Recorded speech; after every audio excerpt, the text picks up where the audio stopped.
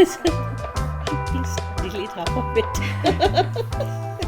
Yeah, well, you're just grumbling and grumbling. Yeah, they can delete the grumbling ones. Okay, my name is Ugenla, and I studied in Dr. Graham's Homes. But when we joined there, it was before the roads, Finsuling Thimphu Road was even started. So in winter of 1959, we walked down, 1960 we started. So 69 I finished, and then 70 we got the Colombo Plan scholarship to go to New Zealand. So I went along with two other Bhutanese girls. And then I joined the Thimphu hospital has shifted to the current one. When I went, it was in Lanjapaka. The school was where the SAC building is now. So when I joined, the new JDW hospital had already started. So I joined there in February 1976. Me, I studied in Dr. Graham's Homes also. I joined in 1962. And I completed my education there in 1973. 1974 was the coronation year of His Majesty, the third Drugalpo. So we were told to serve as protocol officers. So we spent 1 year here in Thimphu. And then after that, both of us got a Colombo Plan thing to go to England. So then in 74, we went to England, and we were there till 78. 1978 we came back and we joined Thimphu General Hospital. My name is Damchul Hamo. I'm from Siamgang. So I joined Mount Hermon in Darjeeling from 1967. So we finished around the same time in 1973, and we did the same course in England together. Training was done in England, and same like she said, we started in 78. 78 we started working at the hospital. Yes. So when I started in February 1976, of course there were very few, in fact hardly any Bhutanese doctors. Mainly we had a lot of doctors from Assam, India, and similarly all the staff nurses were mainly from India, South India, and some Assamese sisters were there. So just the junior nurses were like the assistant nurses which have been trained here, they were there. So it was, especially we having trained abroad, they had different facilities, so it was a big challenge for us to get used to. When we were in our training time, everything was there, the disposable.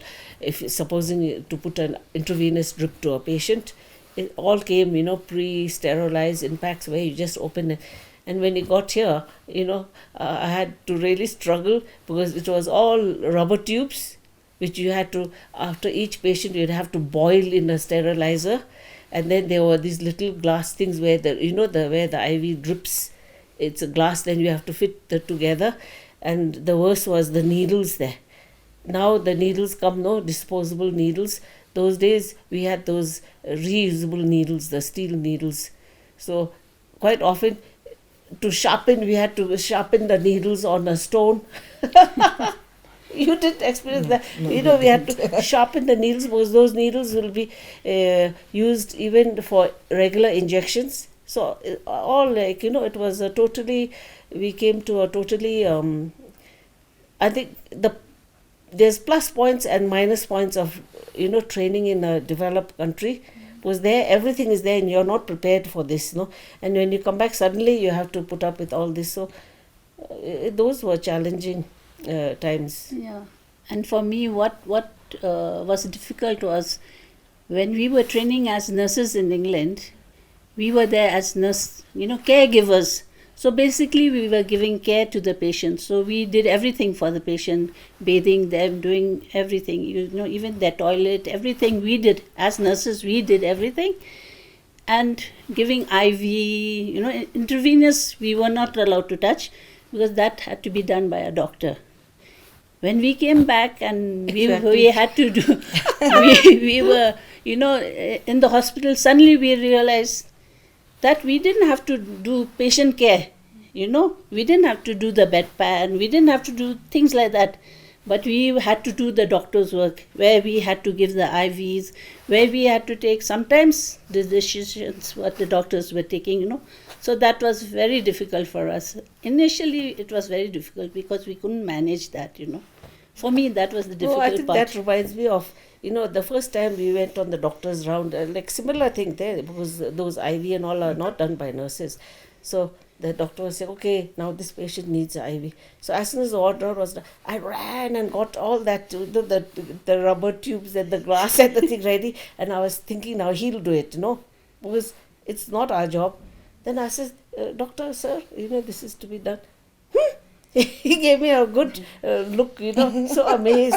And then the Indian Assamese nurse came and said, no, you have to do. So I said, me?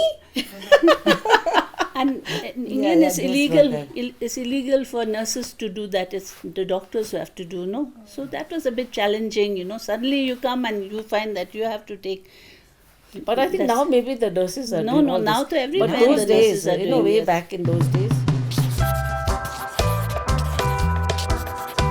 I think the nurses now are very lucky, When we started, I think even when you all started, we only had 1 day of a month.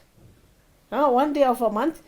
And the sad part is we felt we were never out of the hospital because we had these, what you call the shift duties. No. Yeah, morning. Yeah. So one day you'll come 8 to 10, then you go home, then you come back at 12, and then you go till 4.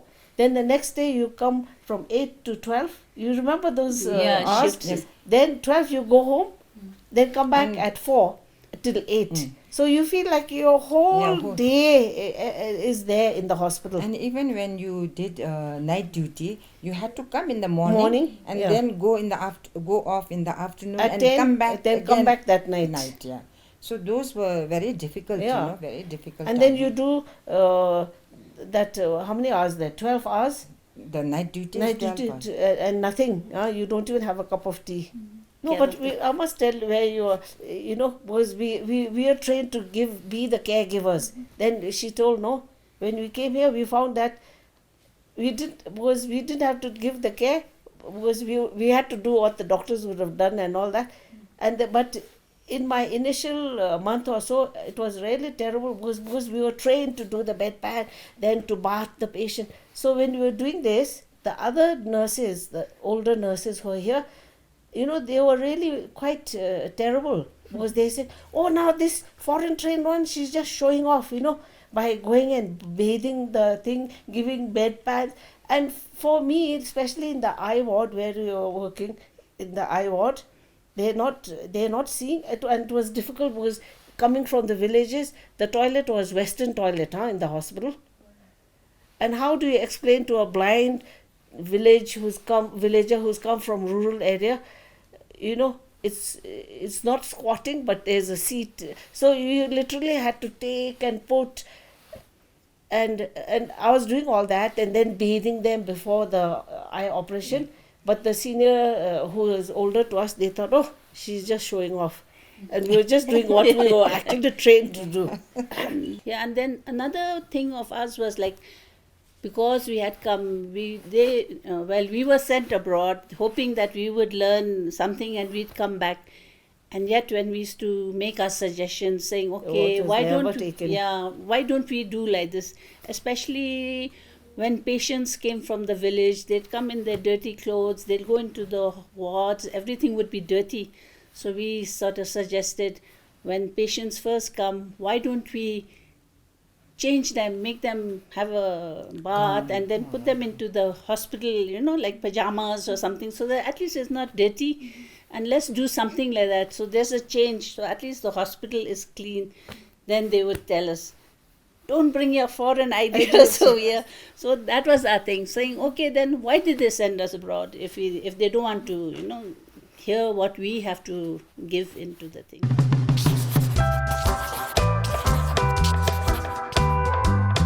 I don't know if you remember. We had a fair in the hospital.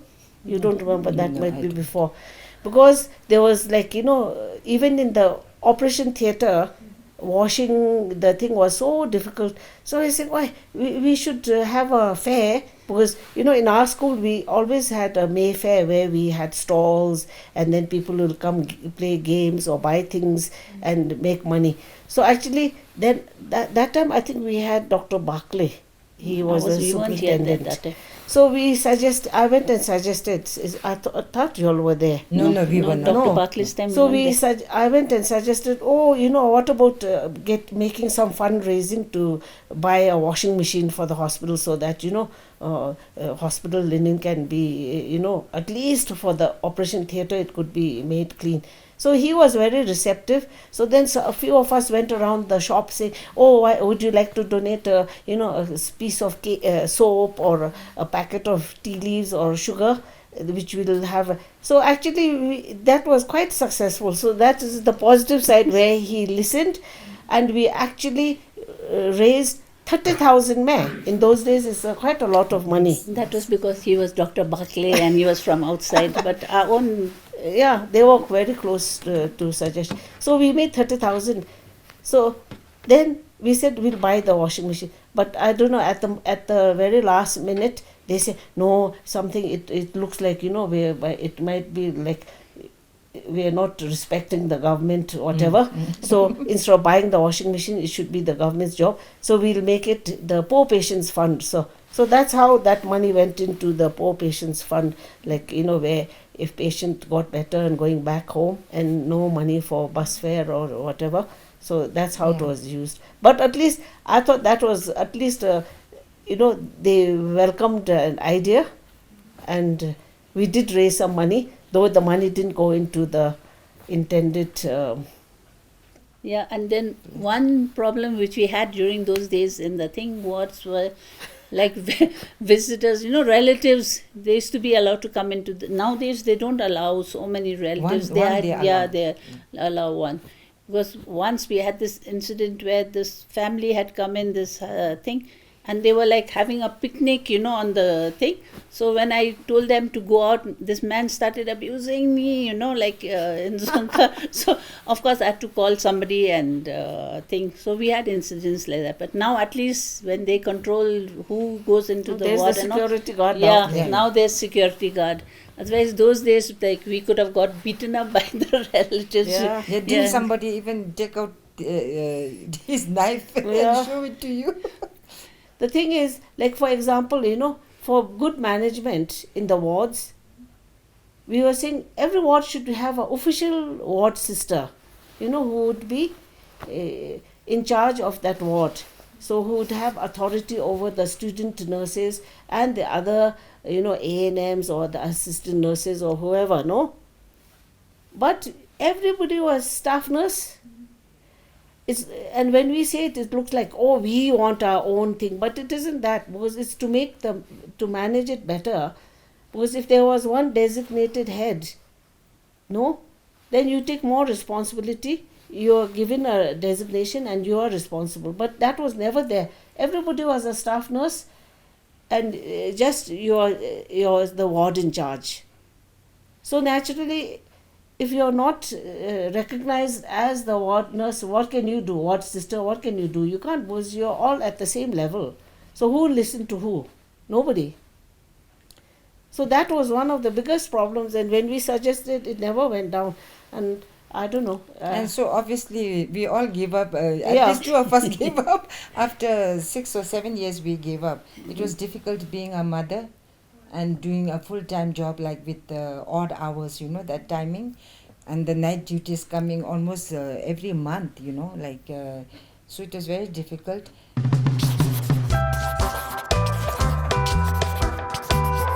For the kind of salary we were given, I mean, it was much better to be at home and doing your own kitchen garden or something like that. Sorry to say, but I think I worked in the hospital for 7 years, and my salary was 1,000 per And month. I started with 400. What did you start with?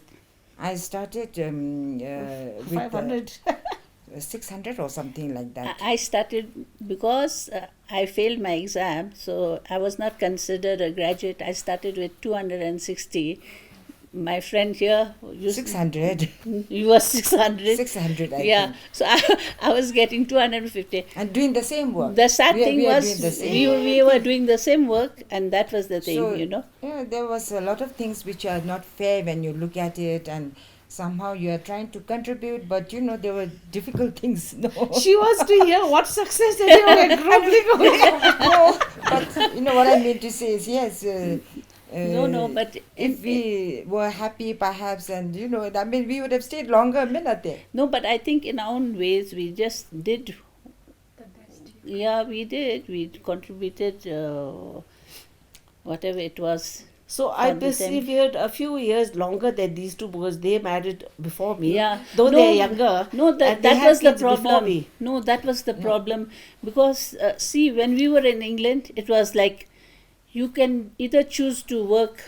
You work morning shifts, so you went from 8 to 2 o'clock, and then evening shift was like from 2 to 8. So you had, okay, you can decide, okay, in the afternoon I'll do this. But whereas in the hospital it was like that shift, no, where you work 2 hours in the morning, 2 hours in And the then you evening, have to go home and come and back. then And the night duty, you know. So abroad was that you choose to do night duty, you know, you get paid more overtime, so you can. So that was one of our suggestion over here. Maybe there would be like some nurses who are mothers, like who would prefer to do night duty so that during the day they were there for the children and they would get more money, you know, like they would be. Of course, then when we made this suggestion, it wasn't taken. No, those days in the overall government only, I think there was the question of overtime payment was not there. Yeah. and also like part-time was not there, like it's either you work full-time or not, you know. So even we could have opted for part-time since we all had small children, but once you leave the job and then it's very difficult to go back, no. You can't go back also. Once you leave, no, the civil service thing, you can't No, go you back. can't actually. Limba Sangye wanted me back, but Yeah. because we had resigned, We had resigned. We so couldn't go RCSC back. said no, you cannot come back.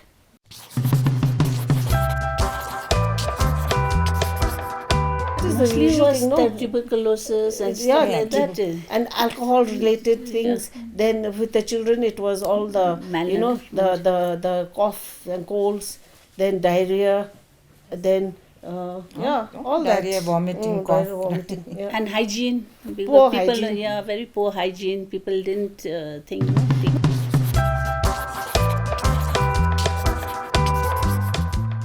Must have been there, It but must have somehow been there, was but not. like was not aware that okay, it's diabetes, it's high blood pressure, and all. No, because people didn't actually. Oh, there was already because I remember testing the urine with those burners Birds, yeah. for the sugar, not like these days with the quick thing.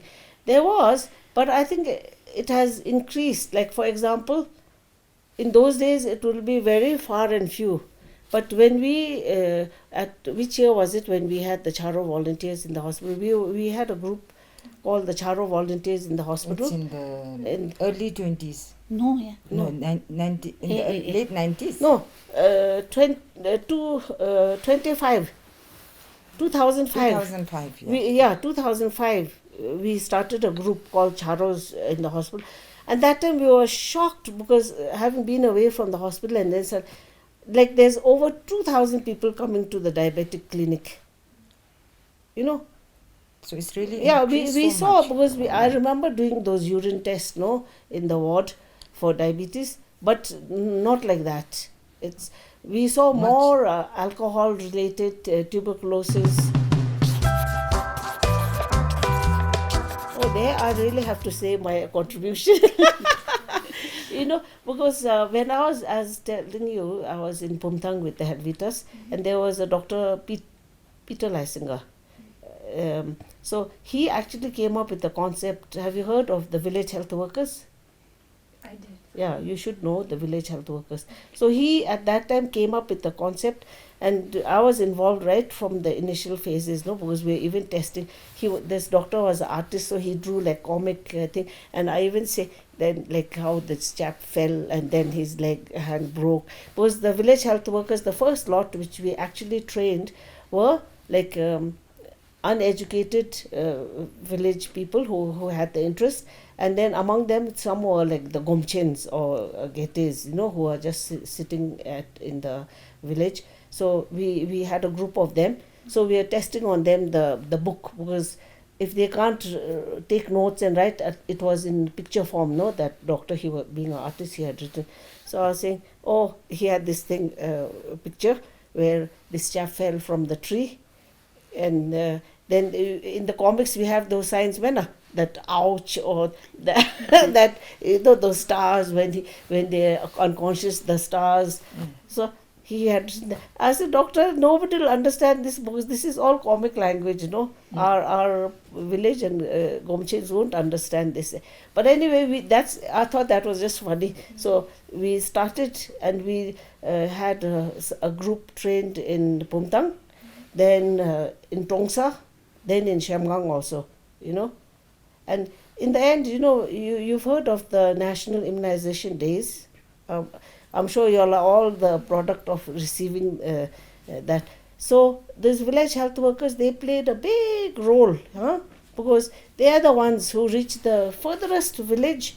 They will come to the BHU or the hospital to pick up the immunize the vaccines in the cold box so that the cold chain is not disturbed, and then travel with the health workers to that point of wherever the outreach clinic, wherever they set up, and do. So village health workers, I feel they played a very vital role in the primary health care of Bhutan.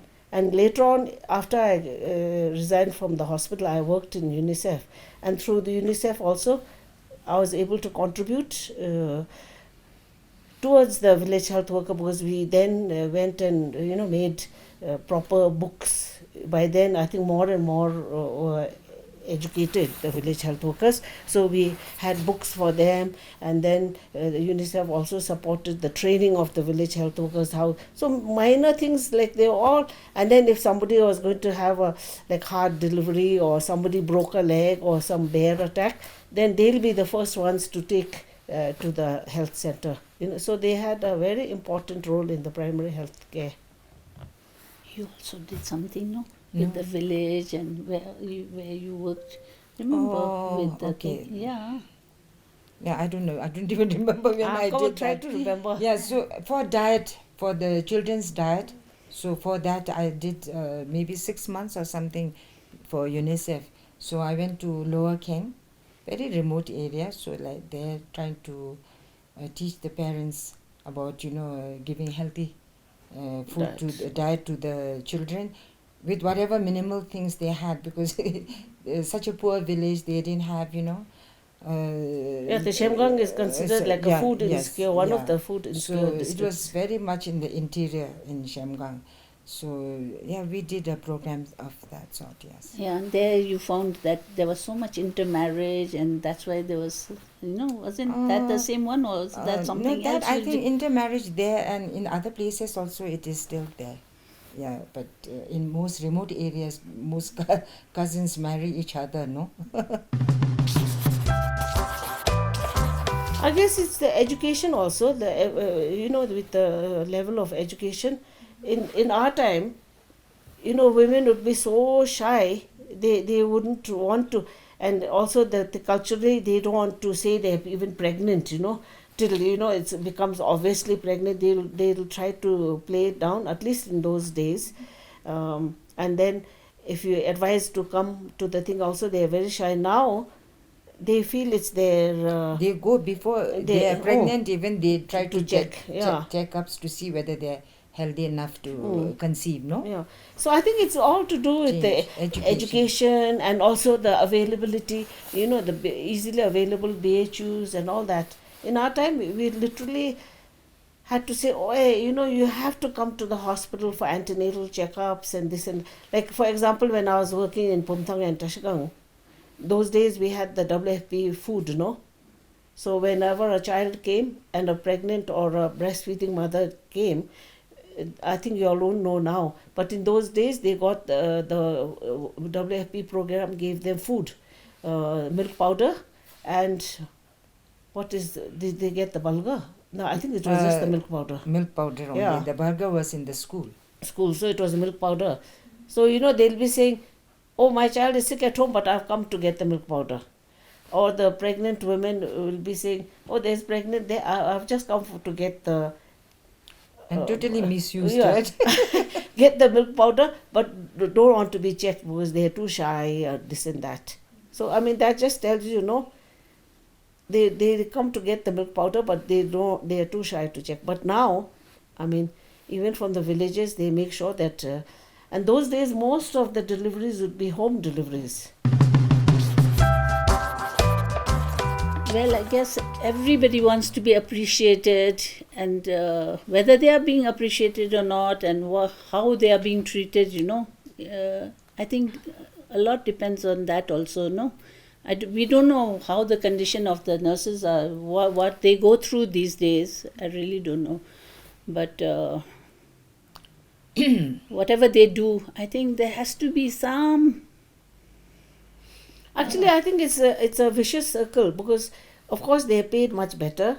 They were better educated, and they have less to do. Like we had to fight, because the security guards are there, and I think even the equipment is so much better. And actually, even now, they're hardly having to do the care of the patients because the relatives are always doing all that. So they're just doing the actual in the clinical part of it. Same thing like we were doing. Yeah. Same thing that we were doing also. Yeah. The injections, the medicines, and the IVs. Yeah, I feel it's definitely easier, but the vicious circle comes in the sense that maybe, it's human nature to want, the grass is always greener on the other side. So if people have already made a beeline to go out because the nurses are in demand everywhere in the world. So, and they get better paid than other people going abroad, no? So when so many are going, then the few who are left behind, they have a hard time because last time when my mother was admitted in the hospital, they were so short-staffed and they are really under a lot of pressure and stress. So if this goes on, then they'll also want to leave. Yeah. So that's where I feel is the viciousness, because some have left and the few that's left behind have to overworked. Yes. Yeah. So actually, what I feel... in fact, I was saying, in the olden days when we were there, the categories we had were the trained registered nurses, then the A&Ms, later on, of course, the GNMs came above it. Then we had these assistant nurses here, who, the assistant nurses in our time, they were like, class 2, 3 passed, and they got basic training, how to inject, how to do the dressing, how to make the bed, how to clean. But they were actually the backbone of the hospital because they did, so many things. And sometimes they would be doing night duties alone, and they could even conduct deliveries and all that. Whereas deliveries is normally only if you are trained. But the assistant nurses were doing that and doing a good job of it. Yeah, because they were so what to say, The they had so much training, experience. They might not have had the education, they had the experience. But then, this modern RCSC rules came in, look at the career ladder now. For the assistant nurses, there's no more. They stopped there, there's no more. So they did away with that assistant nurses, I think some 10, 15 years ago. And I think if the assistant nurses had not been done away, I think we won't be in the dire straits we are now with the nursing staff, because by the fact that they are not highly educated, so they really don't have, they won't have the ambition to go abroad also, I feel. So they would be quite happy to continue to work here, and now the salaries have improved such a lot from our time. And then so they would be still continue to be the backbone, and the registered trained nurses will be doing the clinical part. So I feel that was the thing in the stress of shortage of nurses now. Then what about this thing where they are bringing in nurses from abroad? What do you call them? They are on contract. Those contract workers, they'll be paying them more, no? And doing the same work. And then that's so disheartening for our nurses who are here Which already. happened also in our time. Yeah, In our time also who are it was. already here. And So we'll be that's getting paid 400 and they'll be getting... Yeah, so They'll that be getting that is 5,000 or is 6,000 and yeah. So that is very disheartening for the people. You know, we should actually be there supporting our own people instead of doing that.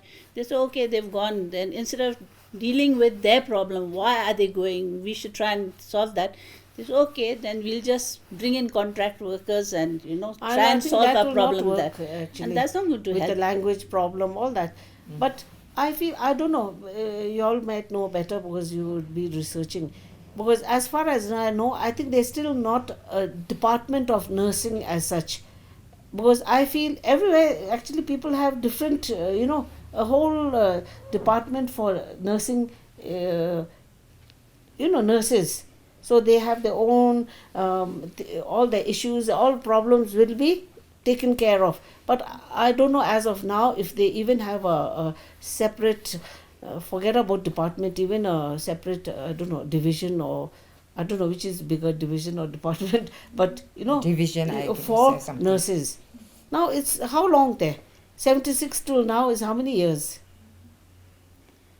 They have to actually see what the problem is, and solve that problem. I And feel. earlier, when I used to bring out this issue saying, oh, nurses, they need a separate thing which will answer to the, or see to the nursing problems and all. They say, oh, but in the hospital there are so many. Then you'll have DAP technicians will want one, X-ray technicians will want one.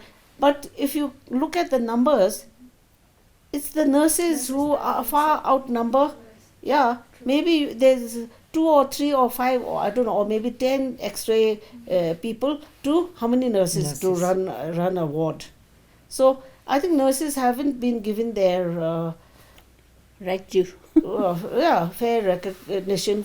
That no, not to recognition as given the medal and thing, but to recognize saying, okay, it's high time we had a separate unit or division which looks after specifically for nursing issues.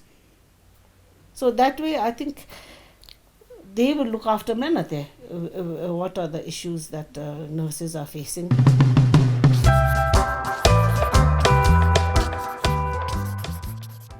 You see, don't lose heart. Continue.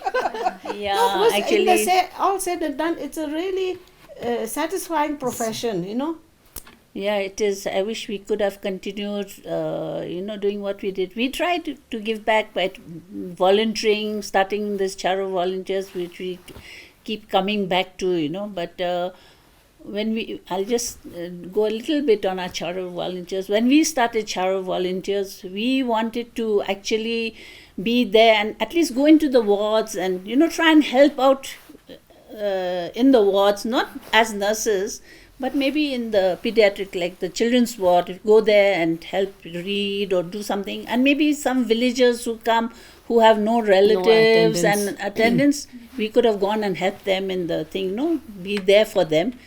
But we were not allowed to go to the wards.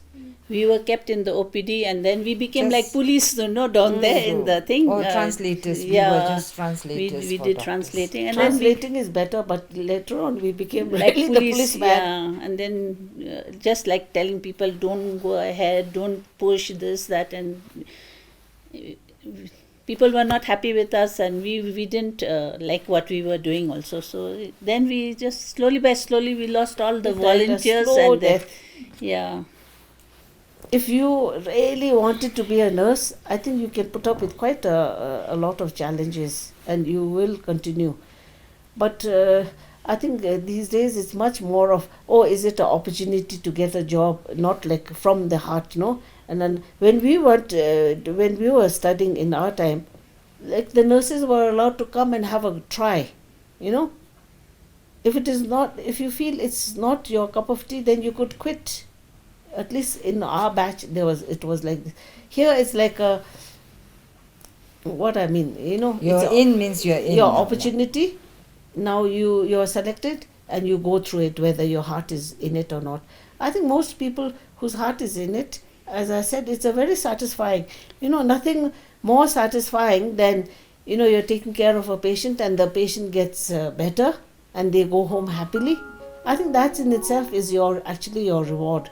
So I think those nurses who have their heart in it, I think they won't give up. I think they shouldn't give up so easily and look for, because other places also it will be similar. No, you might get more money, but you have to work that much harder.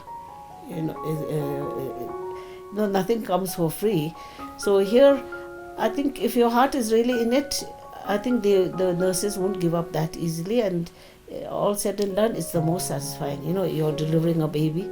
Suddenly, you see that, and everybody is happy. It's such a happy outcome, and it's very satisfying. So I don't think they should give up so easily and go abroad. And all said and done, you feel much more happier and in your own home. No, all the money there.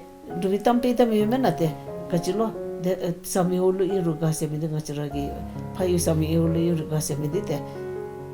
It's not just the money, in the end. How much can you do with the money? And once in a while you'll meet and say, oh, hey, you looked after me. That's also, it's a satisfaction. Yeah. So if they are working in Australia or somewhere, they won't have that when they come back saying, nobody's there to acknowledge and remember. Yeah. So they shouldn't give up so easily. I think they should hang on, and things could improve if they all got themselves together. I guess I feel that the nurses who are here just now, who have managed to stay on till now, they must be the ones who are really dedicated, and until they are really pushed, they won't leave.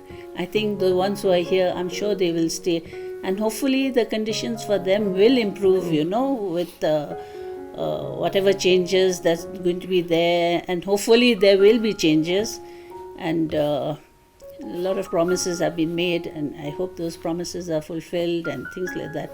I'm sure they will stay. Yeah? Those girls, the ones who are here, they must be. Stay on, we have to say. No. I think those who are here, they are the dedicated ones. They are like waiting till they are like really they can't take it anymore, and they are pushed. So I'm sure they'll stay on. Yeah, and please stay on. Your country needs you. Yes. We need them too. We're Yes. getting old. Yes. Yes.